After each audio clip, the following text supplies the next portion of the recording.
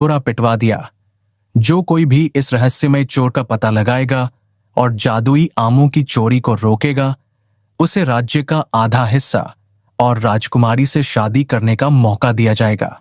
यह घोषणा सुनकर सूर्यनगर और आसपास के राज्यों के कई राजकुमार, ताकतवर योद्धा और चालाक मंत्री अपनी किस्मत आजमाने आए।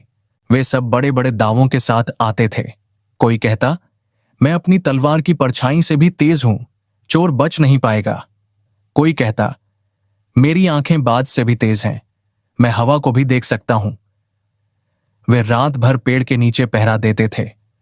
कुछ अपनी आंखों में मिर्च डालकर जागते थे, कुछ खुद को खंभों से बांध लेते थे, लेकिन हर बार नतीजा वही होता। आधी रात को एक ठंडी हवा का झोंका आता, उनकी आंखों के सामने एक पल के लिए धुंध छा जाती, और जब तक वे संभलते एक और सोने का आम गायब हो चुका होता। सुबह वे शर्मिंदगी से सिर झुकाए राजा के सामने खड़े होते। कई तो इस रहस्यमय घटना से इतने डर गए कि वे पागल होकर वहां से भाग खड़े हुए। सूर्यनगर के लोग निराश होने लगे थे। उन्हें लगने लगा कि यह किसी भगवान के गुस्से का नतीजा है और इस रहस्य को कोई भी सुलझा नहीं सकता। सूर्यनगर राज्य की सीमा के पास एक छोटा सा गांव था। उस गांव में अर्जुन नाम का एक युवक रहता था। अर्जुन न तो कोई राजकुमार था और न ही कोई मशहूर योद्धा। वह एक साधारण किसान का बेटा था, लेकिन उसके मन में हिम्मत, दिल में दया और दिमाग में बहुत तेजी थी। वह अपने माता पिता का इकलौता सहारा था। उसने भी राजा की घोषणा और जादुई पेड़ के रहस्य के बारे में सुन रखा था।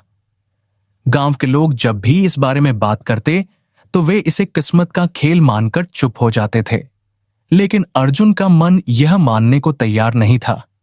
उसे लगता था कि हर समस्या का कोई न कोई हल जरूर होता है।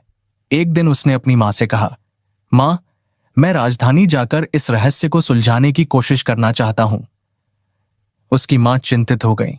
बेटा, जब बड़े बड़े राजकुमार और योद्धा हार मान गए तो तुम क्या कर पाओगे? यह कोई जादू की ताकत है, तुम अपनी जान खतरे में मत डालो।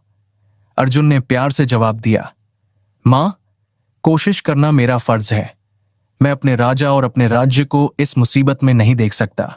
अगर मैं सफल हुआ तो यह पूरे राज्य की इज्जत होगी, और अगर नाकाम भी हुआ तो मुझे यह संतोष रहेगा कि मैंने अपनी ताकत के हिसाब से कोशिश की। कृपया मुझे अपना आशीर्वाद दो। अर्जुन की आंखों में उसका पक्का इरादा देखकर उसकी मां ने उसे आशीर्वाद दिया।